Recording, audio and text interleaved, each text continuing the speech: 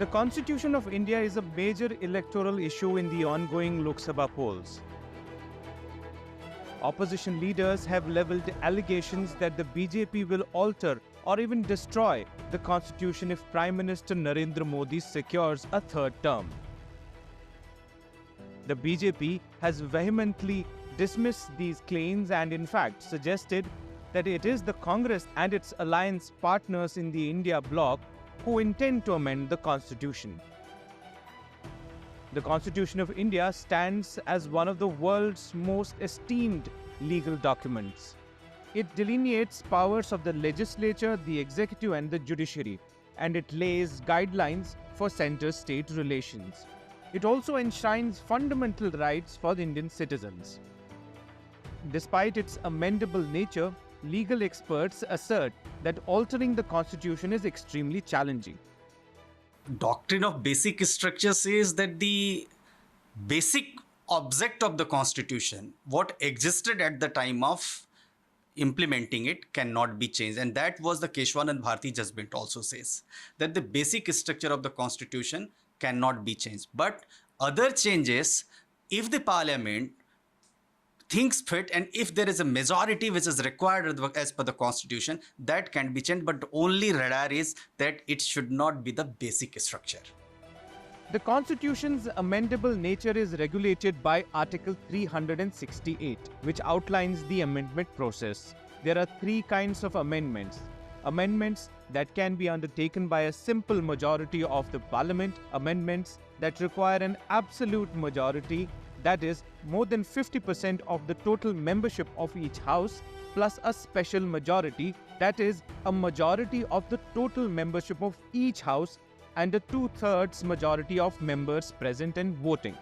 Amendments that not only require the above-mentioned special majority, but also need ratification by at least half of the states in India.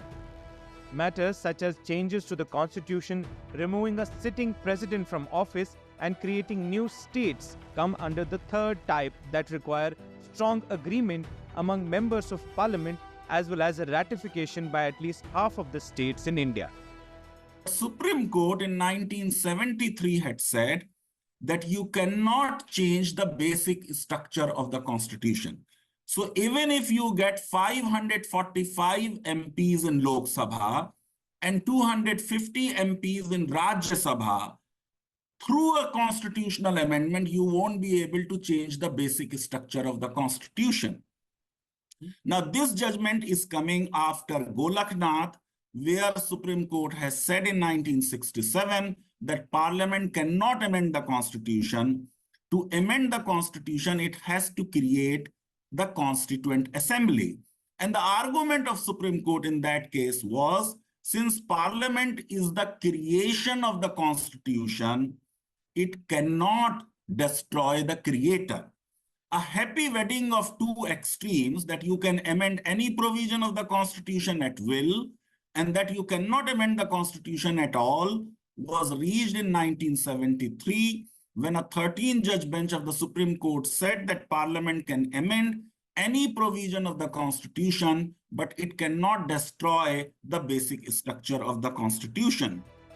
The basic structure of the Constitution comprises democracy, federalism, separation of powers, judicial review, and secularism. Experts assert that the Parliament cannot amend these fundamental tenets of the Constitution. Firstly, for the change of Constitution, you require 2/3 majority in both houses of Parliament. And Rajya Sabha doesn't change overnight. Rajya Sabha has a process of change, and any party or any group of parties to get 2/3 majority in Rajya Sabha cannot happen with this election. So really speaking, it is completely unrelated. Hence, while the Indian Constitution can be amended, its core remains safeguarded according to the constitutional experts. The judiciary retains the authority to review amendments, thus ensuring adherence to the Constitution's basic principles.